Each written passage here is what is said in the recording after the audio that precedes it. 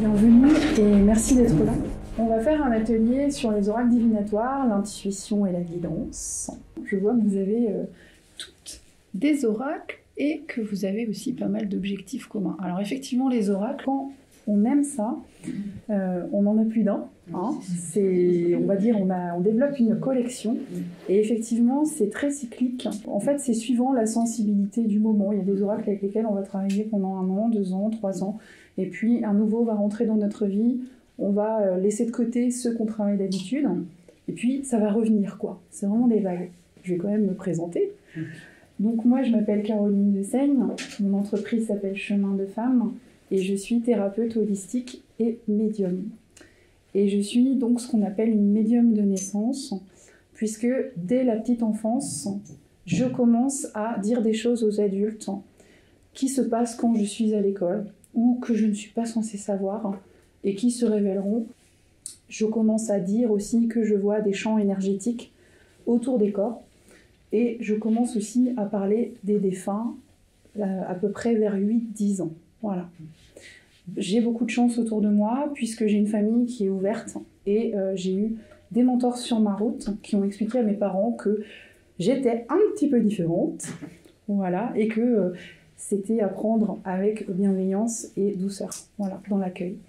Et les oracles, alors moi j'ai vraiment une histoire très personnelle avec les oracles, puisque c'est mon premier outil médiumnique, et je commence en fait avec le jeu de 32. C'est un après-midi d'automne-hiver comme aujourd'hui, c'est la grisaille, on est à la campagne et je m'ennuie. Et chez mes parents, il y avait plus de 3000 livres. Ils faisaient énormément de broc et étaient très consommateurs de livres, que ce soit mon père ou ma mère. Et un après-midi, je vois un livre qui attire mon attention, une tranche un peu rouge, un peu vieillie par le temps. Et je me dis, tiens, qu'est-ce que c'est que ce livre? Je ne l'avais jamais vu. Et en fait, quand j'attrape ce livre, je vois marqué dessus cartomancie, avec 2 cartes de jeu de 32. J'ouvre et je vois sur la première page que ce livre, à l'époque on notait son nom et son prénom, puisque les livres étaient précieux. Donc je vois que ce livre appartient à mon grand-père et qu'il date de 1870. Et comme tous les ados des années 80, naturellement à quoi je joue? Je joue au jeu de 32. Donc je prends mon jeu de 32 et je commence effectivement à découvrir les différentes familles, les piques, les trèfles, les cœurs, les carreaux, la symbolique des rois, des reines, des valets qui représentent des personnes. Et je commence tout juste comme ça à tâtonner. Voilà. Et puis ce livre, naturellement, je finis par le ranger puisque je suis une adolescente et que la vie suit quand même son cours. Mais les oracles, ça a vraiment été mon premier outil de développement. Et aujourd'hui, je l'utilise beaucoup en séance. Donc voilà pourquoi, en fait, ça me tenait à cœur de faire cet atelier aujourd'hui avec vous et pourquoi ça me tient à cœur de transmettre. Parce que c'est un véritable outil de guidance, de clairvoyance, mais également de développement personnel. Donc pour le programme d'aujourd'hui, le voici. Donc on va commencer par les origines et la signification des oracles, les types d'oracles divinatoires et les différences avec le tarot, puisque ce n'est pas la même chose, et vous verrez, ça n'a pas la même histoire non plus.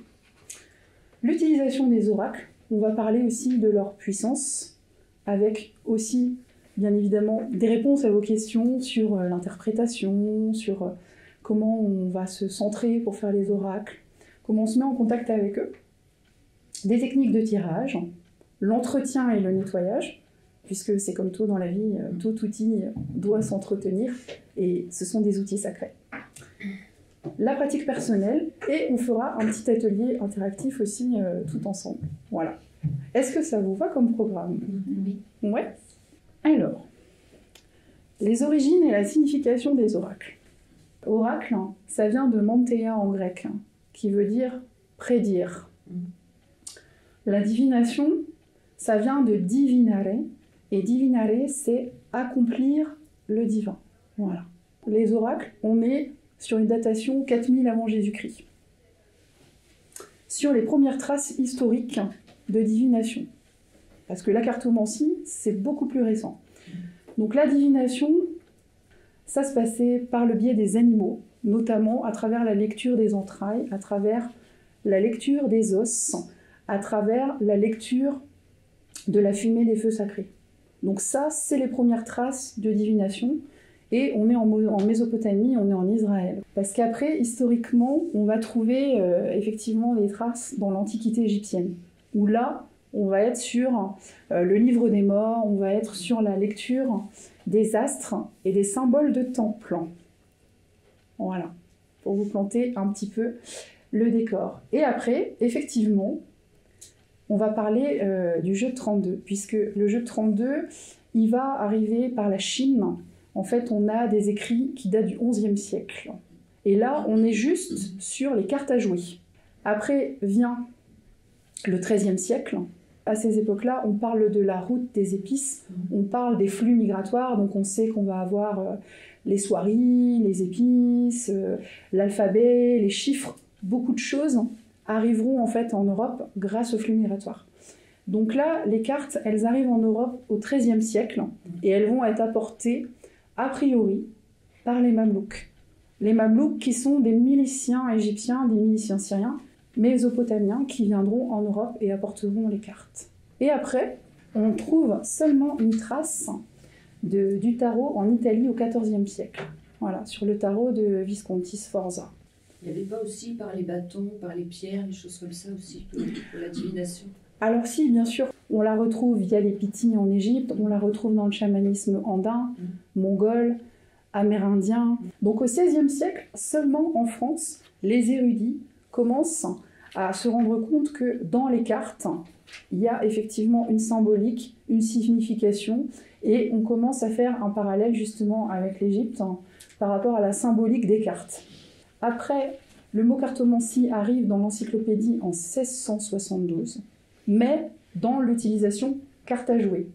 Et après, c'est vraiment au XVIIIe, XIXe qu'on voit la transformation, la popularisation des cartes, puisque là, 1790, c'est la période de Madame Lenormand, Mademoiselle Lenormand, Marie-Anne Lenormand, où là, elle va commencer à tirer les cartes à la royauté, et elle va même commencer à tirer les cartes à Napoléon Bonaparte. Donc ça apporte vraiment du crédit.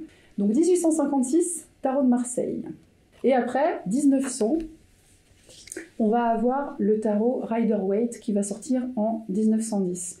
Et là aussi, nous en Europe, on est encore un petit peu timorés sur la cartomancie, là où les anglo-saxons et les américains vont être très très très friands. Nous, il va falloir qu'on attende 1920, 1950, l'entre-deux-guerres, pour que vraiment la cartomancie en France se popularise. Deuxième partie, donc type d'oracle divinatoire et différence avec le tarot. La différence, en fait, elle est assez simple. C'est que sur un oracle, on est sur du 52 cartes, alors que sur un tarot, on est sur du 78 cartes. Et le tarot aura toujours cette structure d'arcanes majeurs et d'arcanes mineurs. Donc les arcanes majeurs avec le soleil, l'amoureux, l'impératrice, le pape, l'étoile, et les arcanes mineurs, les coupes, les deniers, les différentes familles.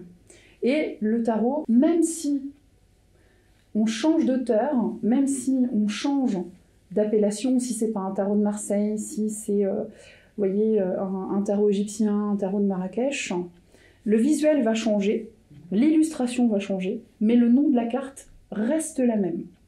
Le tarot, il a sa structure et on n'en déroge pas. L'oracle, il est beaucoup plus libre.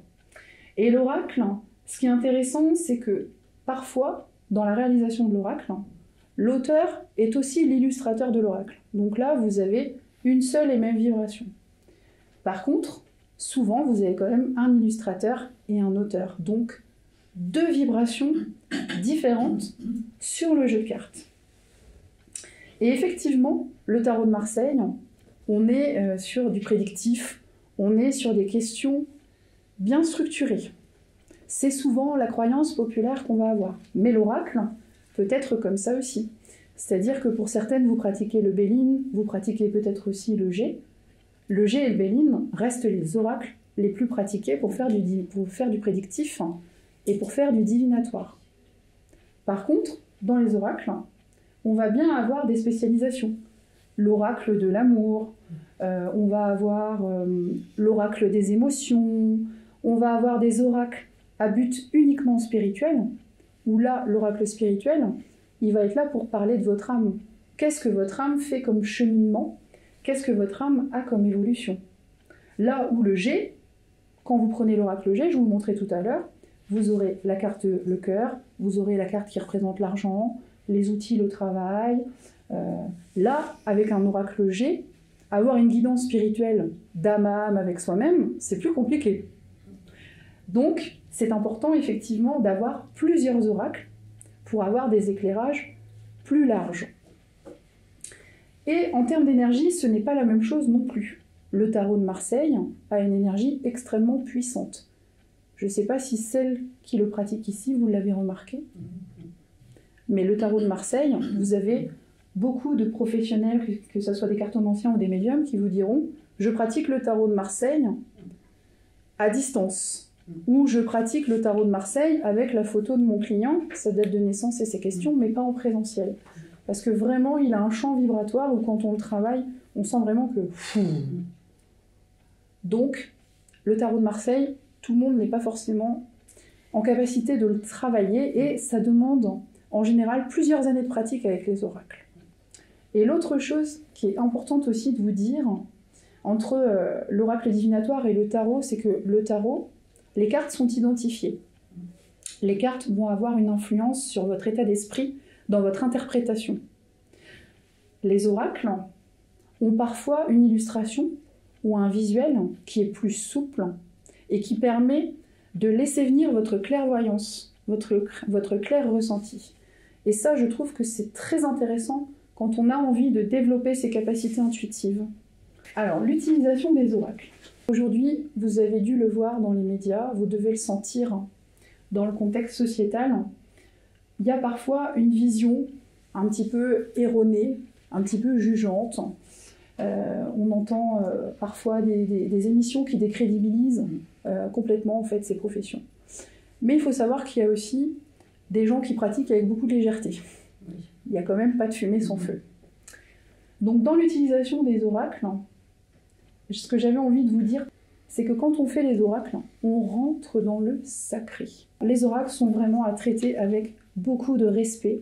Il faut que vous soyez bien ancré, il faut que vous soyez bien aligné, en vous posant des questions stratégiques le jour où vous avez envie de faire ça.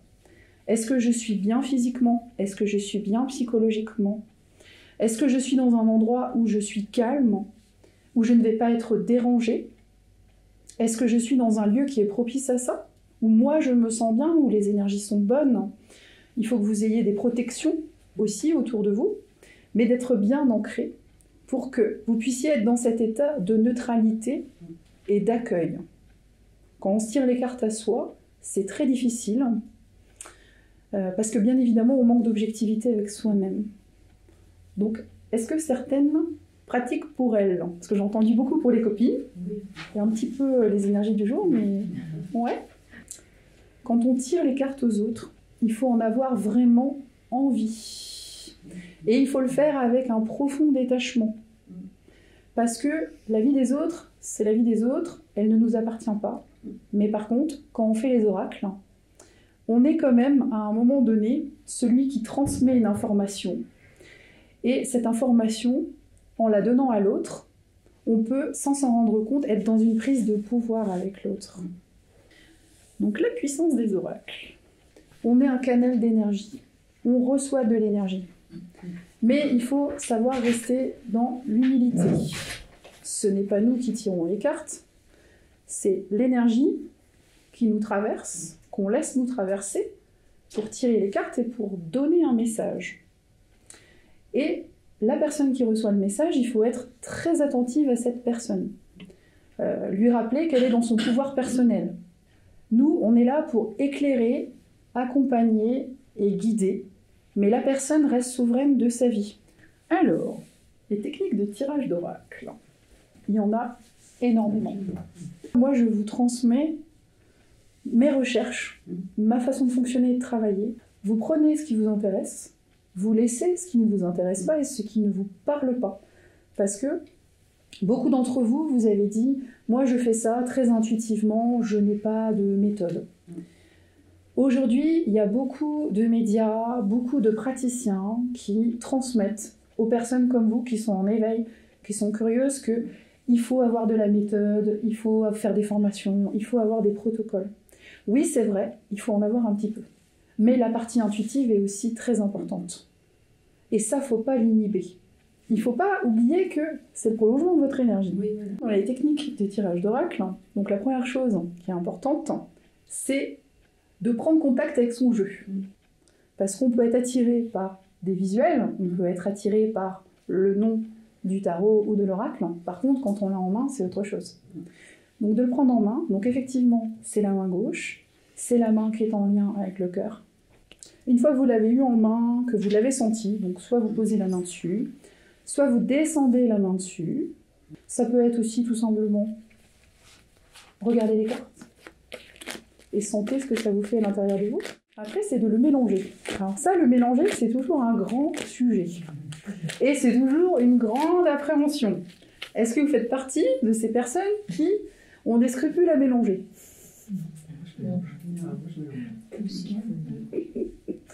Parce que beaucoup de gens me disent en atelier « Ah oui, mais moi, je ne sais pas mélanger les cartes comme un magicien. » On s'en fiche. Oui, on s'en fiche. Puisque c'est le prolongement de votre énergie.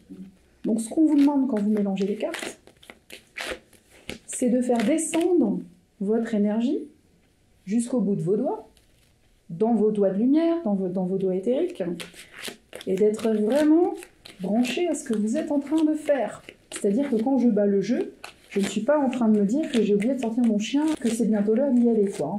C'est être vraiment dans la pleine présence. Quand vous avez les livrets dans les boîtiers d'oracle, vous allez avoir des conseils de tirage. Tirage en 5, tirage en 3, tirage en 16, en 7. C'est intéressant de les suivre, mais ce qui est encore mieux, c'est de voir, vous, votre sensibilité, où elle se place.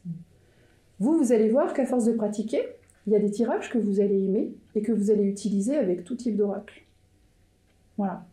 Après, il y a des auteurs qui ont des méthodologies très spécifiques. Et vous verrez qu'avec ces auteurs-là, de toute façon, il faut faire à tout prix la méthode conseillée par l'auteur. Pour la suite, là aussi, vous avez plusieurs options. Soit vous tenez les cartes en éventail dans votre main.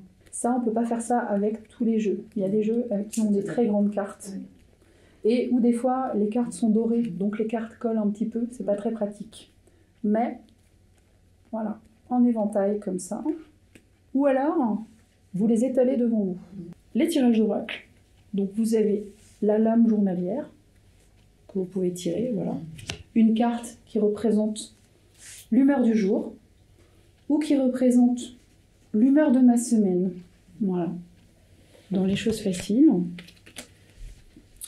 Le 3 cartes, passé, présent, futur ou transformation.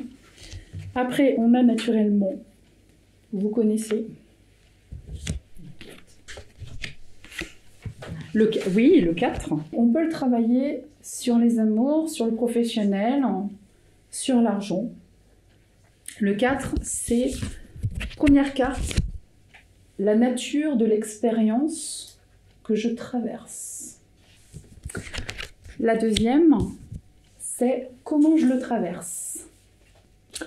Le 3, c'est l'apprentissage. La quatrième carte, c'est le message des guides. Après, donc on a effectivement la croix. La croix que vous utilisez en 4. En 5, le sujet au milieu. Et après, la dernière ligne, on peut rajouter 2 cartes. Une à gauche et une à droite. Et voilà. Hop, le résultat, normalement, il n'y en a qu'une, mais on peut étayer comme ça. Moi, je vous invite, quand vous achetez un oracle neuf, à prendre votre jeu, à faire le lien, mais à travailler au départ sans le livret. Prenez le temps d'étaler toutes les faces comme ça. Ça, c'est ce qu'on vous apprendra aussi sur les cours de tarot de Marseille. C'est à étaler le jeu de cartes et à regarder chaque carte. Son numéro, son illustration, le petit texte, le nom de la carte. À vraiment prendre le temps de toutes les regarder, toutes les observer, les assimiler. Et faire des tirages que vous connaissez sans prendre le livret. Et ça va éduquer aussi votre clairvoyance. Et la coupe, toujours avec la main gauche, donne le premier message qui commence à donner la réponse à la question posée. Donc les questions doivent quand même être assez précises et assez concrètes. Alors après l'entretien, le nettoyage des oracles. Limitez que les gens touchent vos oracles et de passer votre jeu comme ça, tout simplement dans la fumée de l'encens. Il y a aussi, comme je vous disais, le pendule pour décharger le jeu. Celles qui ont l'attrait pour le pendule, c'est très bien. La fleur de vie, c'est une géométrie sacrée qui représente la régénération. Donc effectivement, tous vos bracelets, colliers, pendules, cartes, posées sur la fleur de vie, ça peut être très bien. Ou alors, si vous avez des perceptions énergétiques, c'est de travailler avec la main, comme une passe magnétique. Hop, vous descendez sur le jeu, jusqu'à ce qu'il y ait une oppression. Alors des fois, on le sent, hein, ça peut picoter dans le creux de la main, ça peut être un peu chaud. Donc, la suite, c'est de faire un atelier pratique. Donc, est-ce qu'il y aurait une personne volontaire dans la salle ou des volontaires qui auraient envie de recevoir un message? Ok, on va faire une carte. On va partir sur du spirituel, parce que même si on se connaît un peu mieux, on se connaît pas encore très bien. Donc la confidentialité des échanges, ça aussi, c'est très important. On est toutes les deux. Ah oui, moi je vous embauche. Hein. Donc on est sur 3 oracles spirituels. Donc moi je vais prendre mon petit jaune.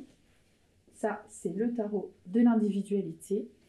Et là, on va avoir magicien du quotidien et on va avoir message de lumière. Alors, vous allez du coup prendre chacune le jeu qui vous a appelé. Sur une guidance en salle, c'est de, par exemple, on peut dire « Je souhaite recevoir un message ». Peu importe la nature du message. Voilà. Donc tu poses ton intention et nous, on se met dans l'énergie. Voilà. Tu peux nous redonner ton prénom ? Marie. Donc vous posez la convention. Voilà. Vous demandez à vos cartes à recevoir un message ou une réponse à la question de Marie. Voilà. Ça se rejoint bien ou pas même, ouais, c'est clair. J'ai eu un message pour toi en plus. Donc je vais te le donner parce que voilà, il peut être partagé. Donc moi, les guides, ils m'ont dit, il faut que tu t'écoutes. Et que tu t'écoutes à fond, parce que tu as des bonnes idées et tu as parfois envie de faire certaines choses, mais tu ne t'autorises pas encore assez. Là, le dessin, c'est une personne qui accepte de recevoir l'énergie par le 3e œil. Et on parle d'un discernement, mais d'une vision de vie sur le plan de l'âme, sur le plan spirituel, quoi. Moi, j'ai tiré la carte mes doutes. Et c'est marqué « Je cesse de douter de la vie et de vivre des émotions non harmonieuses. Je garde la foi et crois en moi. Les épreuves sur mon chemin me rapprochent de ma divinité. » Voilà. Et toi ? Moi, c'est méditer sur le feu. Allumez une bougie en conscience, sa flamme est le reflet visible de celle qui brille en vous depuis toujours. Message reçu. Voilà. Vous avez un message.